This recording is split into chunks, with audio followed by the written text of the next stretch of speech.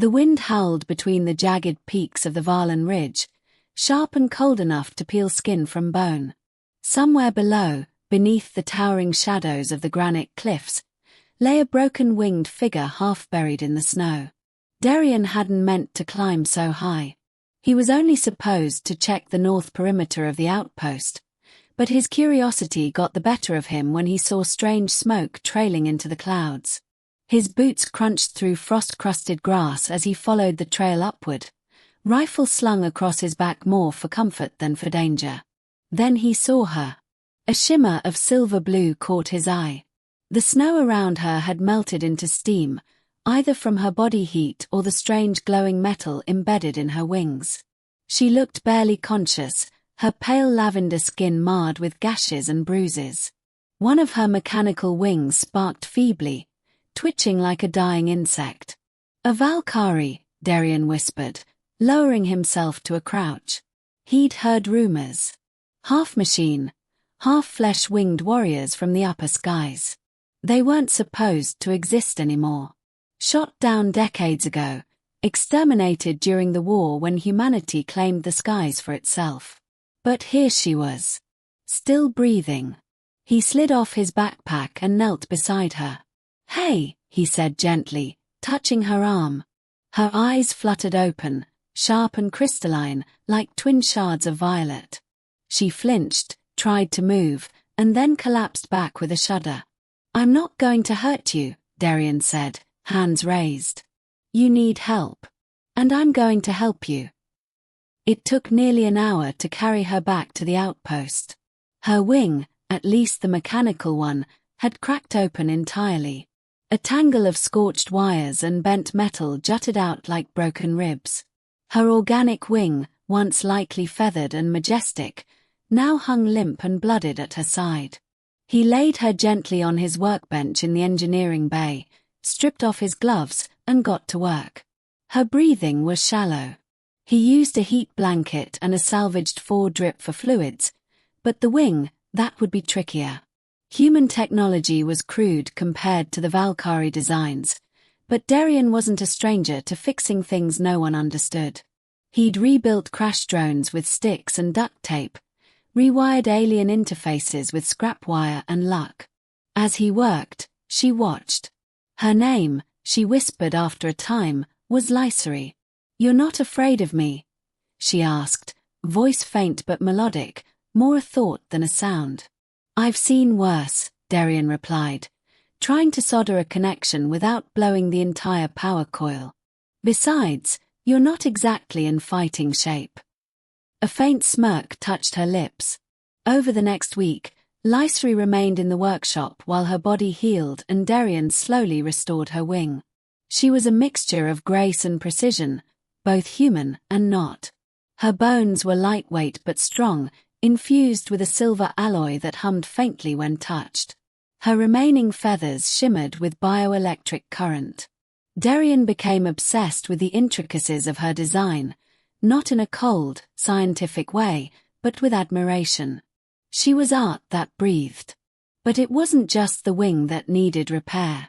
Her spirit, though stoic, was fractured. She confessed she'd been the last of her flight, ambushed by drones and missiles, driven from the upper reaches of the stratosphere where the Valkari once ruled. "Why did you fall here?" he asked one night, wiping grime from his hands after another long session. "I didn't choose to," she said. But perhaps it wasn't an accident. By the 10th day, she could walk. By the 12th, she tested her repaired wing in short glides over the canyon. Darian stood below, shielding his eyes from the glare of the sun as she soared once more, her laughter ringing over the cliffs. "I didn't think I'd fly again," she said, landing beside him with a soft thump. Her wings folded behind her, one feathered, one glinting like polished chrome. Darian smiled. "Told you.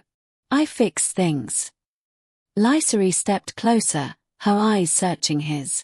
"Then perhaps you've fixed more than you realize." From that day forward, she never left his side. Wherever Darian went, whether to scavenge scrap from ancient wrecks or patrol the desolate ridges, Lycery followed. At first, The others at the outpost were wary. Some whispered behind closed doors, called her a relic, a threat. But they couldn't deny her usefulness. She mapped terrain in minutes that would take drones hours. Her vision pierced darkness. Her wings allowed her to scout for miles. But more than that, it was the way she watched over Darien that silenced the doubts. During one raid by rogue scavengers, Darien found himself pinned behind a rusted transport, gun empty. Lycery came out of the sky like a falling star, slashing through metal and bone with a blade that had once been hidden in her wing. She didn't speak as she stood over him, panting, eyes burning. "I'm supposed to be protecting you," he joked weakly. She knelt beside him, touched his face. "You gave me back the sky. I will follow you until I return the favor." Seasons passed. Darien's outpost, once a forgotten station on the edge of nowhere, grew into something more. Traders, refugees, even former soldiers began to settle nearby, drawn by safety, and by the stories of the winged guardian who answered only to the engineer who saved her.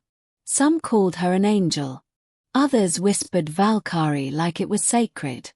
But for Darien, she was simply Lycery. They worked together, built together. Sometimes she'd vanish for hours, soaring through the canyons. But always, she returned. At dusk, he'd hear the quiet flutter of her wings outside his workshop, and she'd be there, standing like a sentinel, watching only him.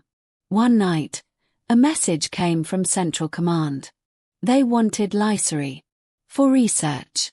For diplomacy. For weapons testing. No one said it outright, but Darien heard it between the lines. He told them no. They sent an escort anyway.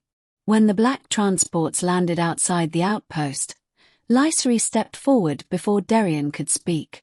"I'm not yours to take," she told them, voice low, wings flared wide. "He fixed my wings. He healed my spirit. I fly because of him." "You belong to no one?" the officer asked mockingly. She turned, looked at Darien. "No," she said. "But I choose to follow him." That night, they watched the transport ships disappear into the clouds. The sky, for once, felt quiet. Darien stood on the edge of the ridge, the wind in his hair. Lycery stepped beside him, her wing brushing his. "You could go anywhere now," he said. "You could live in the clouds again.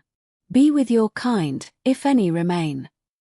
She looked at him, those amethyst eyes full of fire and peace. "I already found where I belong." He turned, met her gaze. "With me." Her answer wasn't spoken. She took his hand and wrapped her wing gently around his shoulders. And there, under the vast canopy of stars, she chose him again, not because she had to, but because he gave her the sky.